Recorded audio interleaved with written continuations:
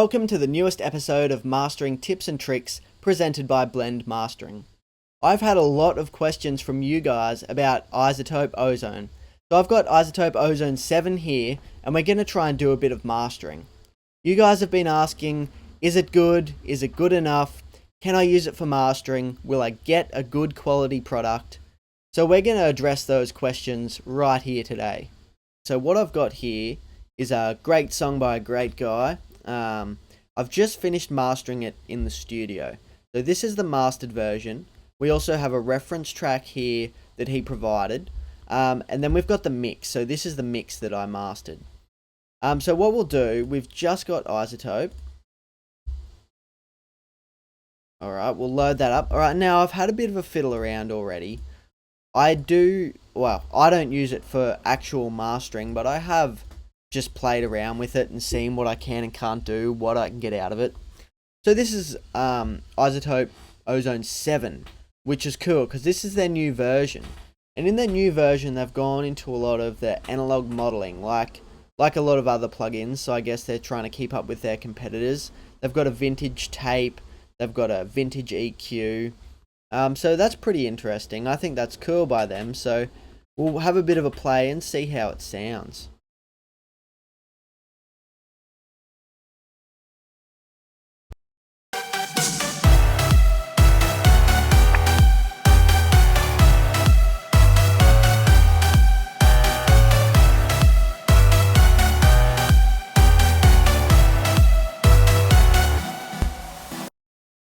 Alright, groovy. So we've got the vintage tape here. This is the first thing we'll have a play with. I think all these are probably on their preset values. I think that might sit on, 0. Alright, cool. So we'll just have a play with this.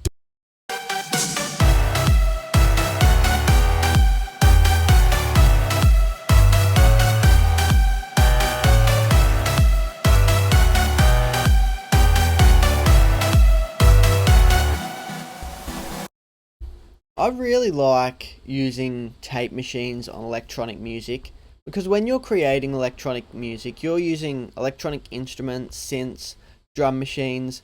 None of them have any sort of analog bass in the world. They don't have any, they're not recorded, they don't have any natural sound. So vintage tape can be good to add the depth and dimension that natural sound sort of has. And when you're working in the analog domain, not having that, things tend to sit right in front of you and you can't get them to mix in nicely, or your master doesn't have enough depth. So this little tape machine sounds quite good. Not sure if it's as good as the Steven Slate one, but there's a fair bit you can do with it. And it's got a built-in EQ as well, so we'll have a bit more of a fiddle with that.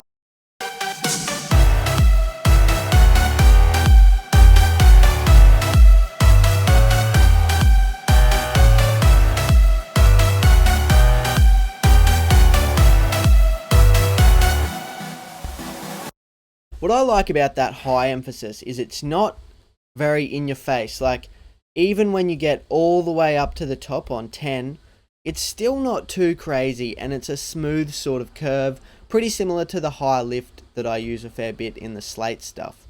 The low emphasis, I'll bring a bit more bass in, and as you can see with the way it actually works there is it'll bring a bit of bass in, probably maybe 40, 50, something like that. And then it's also going to cut maybe 120, 130. So it's sort of a frequency shift instead of just a straight boost.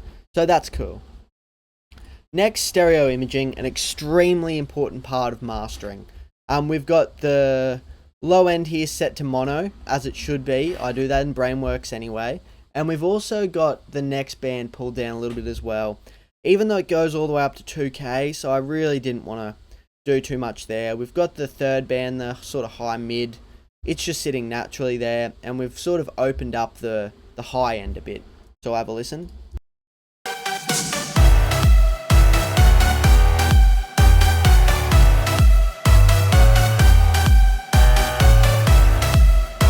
Yeah, I think that does a great deal for sort of just spreading the sort of noisy high end out on the sides, which is cool because that means you can focus the power in the middle and still have a wide spread for I don't know, just enjoying. Alright, vintage compressor. I had to play with this. I've tried to make it sort of like my bus compressor. Like the Glue or SSL Comp or something like that. So we'll have a bit of a fiddle. Quickly, I guess I'll explain. This here is it's a filter so that the compressor's not triggered by the low end. See, if we had this out, all your kick, every time the kick would hit, well, I'll show you.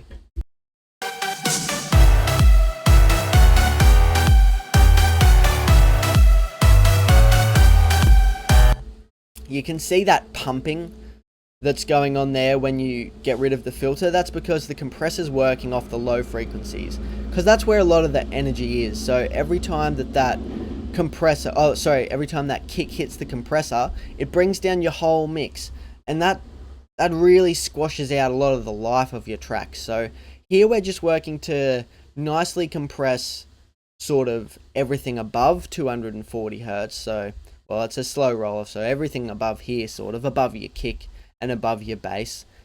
So that's the rest of the song that we're working on here, and I'm just going to trust that I've mixed the song well enough that the low end without much compression is going to sit quite nicely around what we do.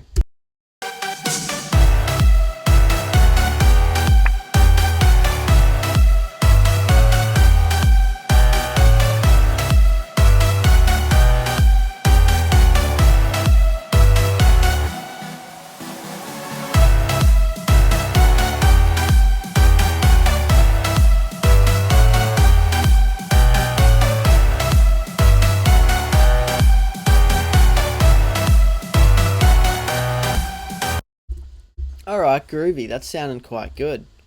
EQ next. This is what I've constructed, but we'll just turn it all off. We'll have a bit of a play through this. So what I'm trying to do, we'll listen to the reference track, alright?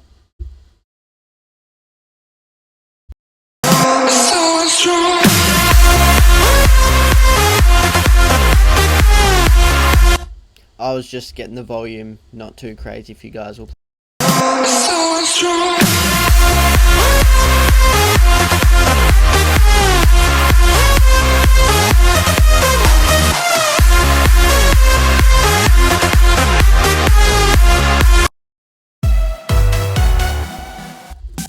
That is a very loud song. That's about -3 dB RMS in the drop there, which is crazy. That's massive. I managed to get my mastered version to about that as well. We'll be able to hear that a bit later. But what we're listening to here, their reference track, very powerful, very big kick, which we've got the same in our song. Not a lot of the high end, like your 15, no 16K boosts, not a lot of white noise. Very powerful sort of 700 to 2K range, where that lead just really stabs through. And then that's backed up by a massive kick in the subs and a really big bass as well. And that's what I listen to that song, that's what I think about. So when we're going to EQ, that's what we're thinking about. This guy wants his track to sound like that. What choices are we going to make with the EQ to really back that up?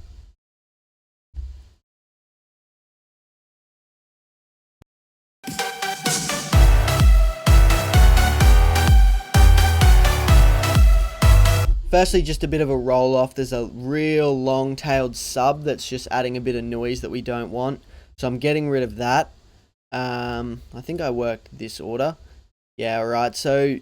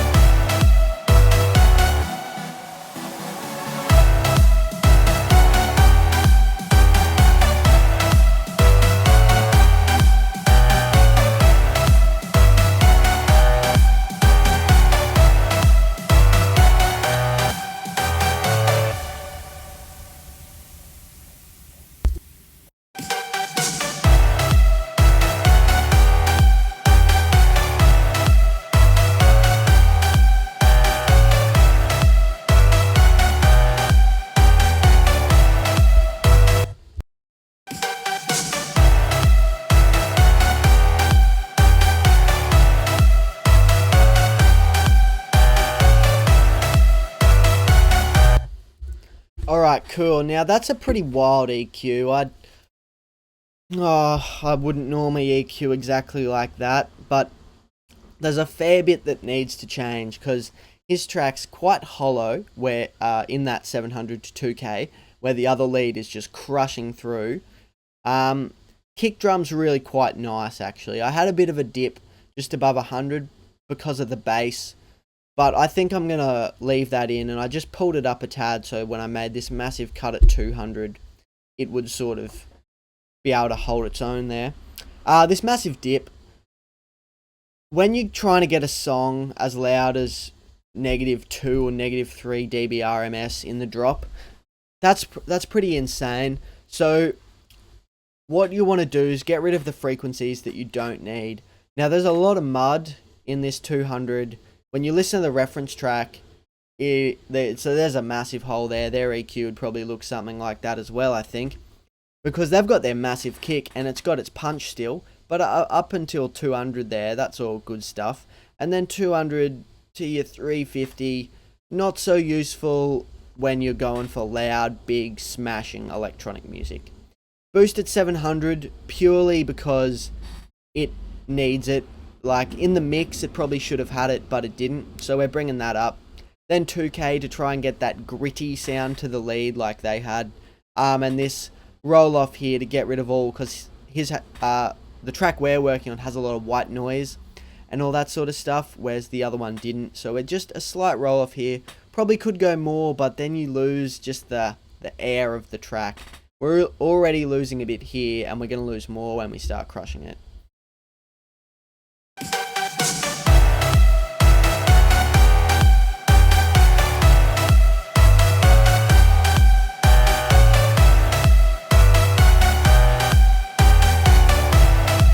Alright, next, multiband compression. This is the best tool. This is just absolutely fantastic. It lets you separate your track into 4 bands, and when you're only mastering, that is just incredible, because when you're mastering, you need as many tools to be as specific as possible. You only have one track. You can't just go into the kick and turn down 150 because it's doofing out too much. You just can't do that. So when you've got a dynamic processor that you can select the frequencies with, that means every time if you did have that sound at 150 that you didn't like in your kick, instead of EQing it out and then you lose your bass and all that sort of stuff, put this dynamic processor on, and when that frequency pushes through too loudly, the dynamic processor just clamps down on it, compresses it, sits it back in the mix where it needs to sit. And really quickly before we get into this, vintage compressor, I've actually got it on MS. That means this is important too, and it's a shame I missed it before. But this is compressing the middle and the sides separately. So all the information in the sides is going through this compressor. All the information dead center is going through this compressor. So in this instance, we're sort of taming down the middle a bit more because it's got the kick, it's got the bass, it's got a lot of the lead in there. So we're bringing that down, gluing it together, and opening the sides up. I know the threshold's a lot lower, but so's the content. Like the content's a lot lower volume on the sides because there's not as much. So that's that really quickly.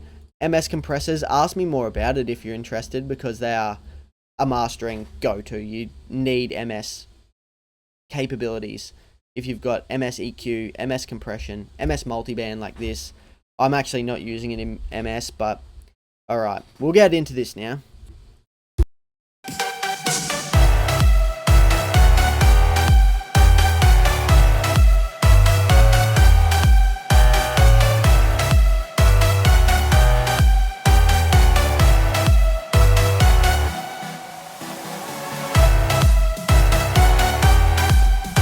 Silly me, what am I controlling?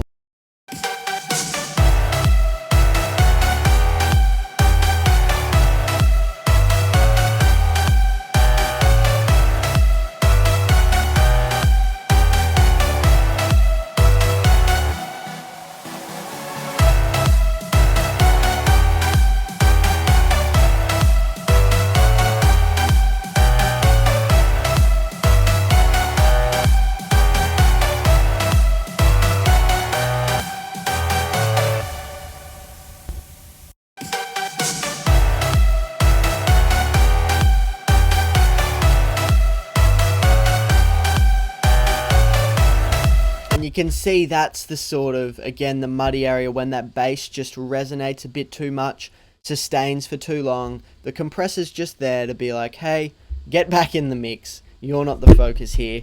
Sorry, whack the mic a bit. We've got a bit of an issue here because we've only got 4 bands. The next band's got to be massive, so that's all the way from 500 hertz up to 10k. So I've been very gentle on this. So this is acting almost as a normal compressor because it's almost compressing the whole frequency spectrum.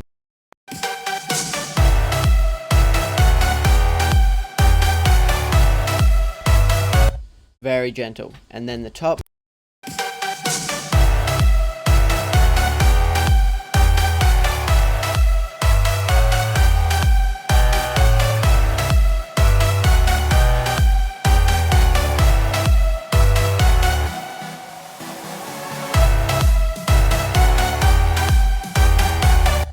One thing I wasn't very happy with during this process was I wanted a nice thicker lead sound and I didn't want all the white noise. Now, I've done EQ, multiband compression, and I just couldn't get it sounding how I wanted it to sound. Perhaps if I played around a lot more, boom, Bob's your uncle, I'd be able to figure it out and I'd be able to get it going. But it took me a long time to sort of get this to a point where I was happy with it, and really I didn't get it sounding as close to the reference track as I would have liked. Next, also another pain is the maximizer. Now, we need to get this song loud, right? When I mastered it myself, I did.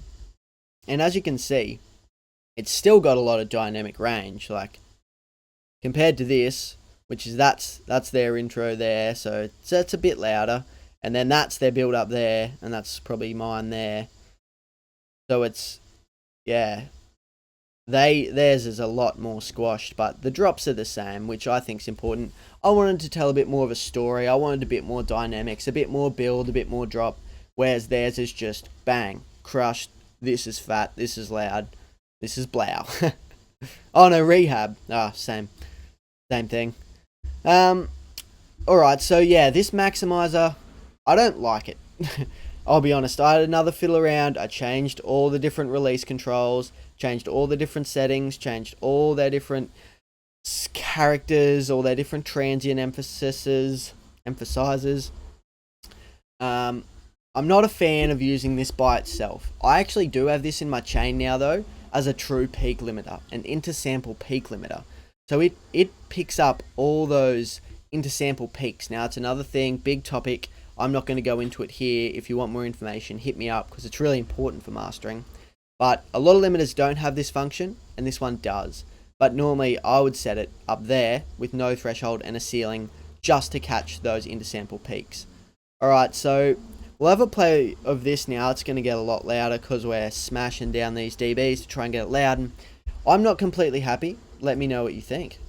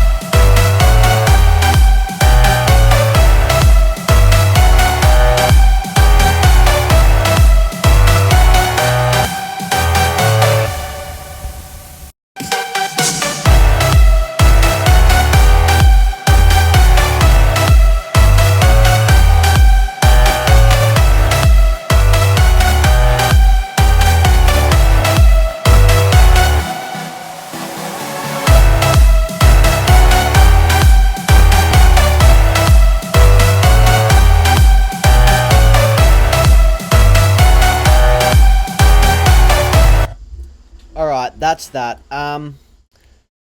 There's a lot more to go into iZotope Ozone, and I might do a bit more detailed tutorial for another track later if you guys are interested. Now, what I think is going to be most interesting is let's have a listen to the 3 different versions, alright? So they're all mastered. This one's got iZotope on it. So we'll listen to, let's go back to front. We'll listen to their track first. So, the reference track first. Alright, cool.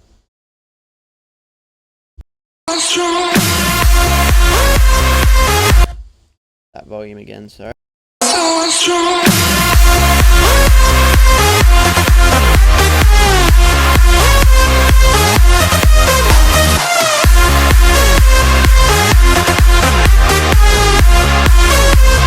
Taking me higher.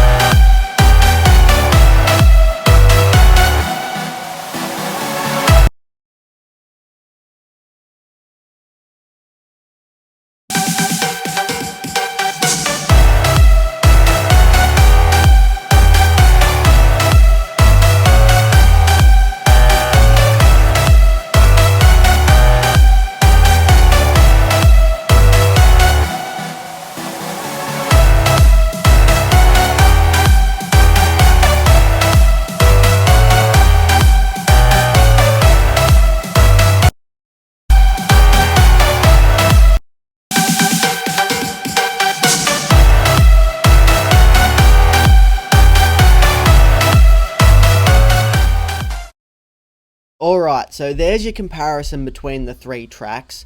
I think the biggest difference was the fact that no matter how long I tried in Ozone, I just couldn't get it to sound like the reference track. I couldn't get it as loud. I couldn't get the right frequency content that I wanted. If you listen to the track that I mastered, the kick has a lot of punch, the bass has a lot of punch. There's a really tight, sharp lead sound in there. There's not too much excessive highs, but it still has sort of a glassy top, even though the reference track doesn't really. But in the song that we used Ozone for, it had way too much high frequency that you could roll off, but then it just sounded dull and hollow. The lead had no stab, no punch. It didn't cut through like I wanted it to, and the kick was completely flattened by the maximizer. The compressors a little bit. I did get back off the attack a bit to let the transients through, and I was never compressing too much, but the maximizer killed it at the end. It just flattened the kick, squashed the dynamics. I wasn't extremely happy with the end result, but maybe with a bit more playing around I'd get something better, but at this stage I will not be dropping my studio to run to Ozone iZotope. Even Ozone 7 with all the analog modeled equipment, which is a big improvement as well though for tone, depth and timbre. But just for a one-stop tool that can do it all, I don't think so. If I had other plugins that I could use, definitely. I'd add a different compressor in there, a couple of different EQs and I'd be sorted, but by itself, I just couldn't get the sound that I wanted. Thanks heaps for watching, guys. This was a great video to make. Please like, share, comment, subscribe. I'd love to have a chat with you in the comments.